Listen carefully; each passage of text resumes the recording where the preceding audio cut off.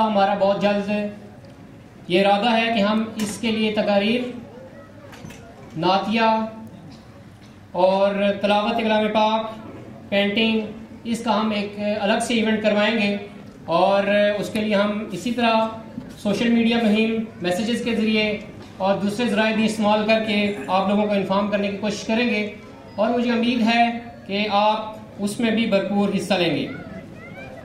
ख़वातीन हज़रात, आखिर में मैं यही कहूँगा कि आज इस खित्ते में हमारी अहमियत समाजी, माशरती और सियासी लिहाज से दो चंद है।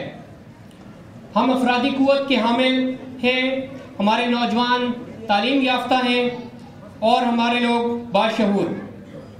हमारी इखलाकी और सियासी हिमायत अपनी जगह अहमियत की हामिल है।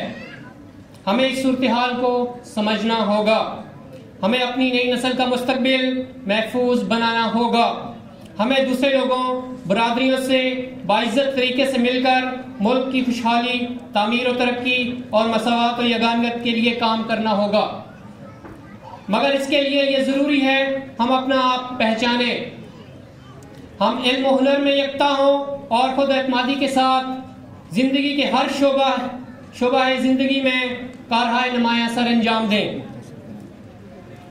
हम आपको गुजर फाउंडेशन का प्लेटफॉर्म पेश करते हैं। आए मिलकर इस प्लेटफॉर्म से गुजर कौम के लिए एक जानदार फलाही इल्मी तहरीक को परवान चढ़ाएं कि इसी तरह हम पाकिस्तान की तामीर और तरक्की में अपना मुस्बत किरदार अदा कर सकते हैं।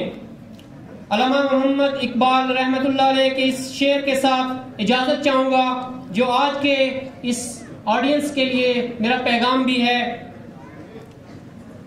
सबक फिर पढ़ सदाकत का, शुजाअत का, अदालत का। सबक फिर पढ़ सदाकत का, शुजाअत का, अदालत का। लिया जाएगा तुझसे काम दुनिया की इमामत का। इसी के साथ मैं माइक चौधरी मोहम्मद चंदेर साहब के हवाले करूंगा कि वो प्रोग्राम के सिलसिले को आगे बढ़ाएं। चौधरी मोहम्मद चंदेर साहब, आपकी भरपूर तालियों में।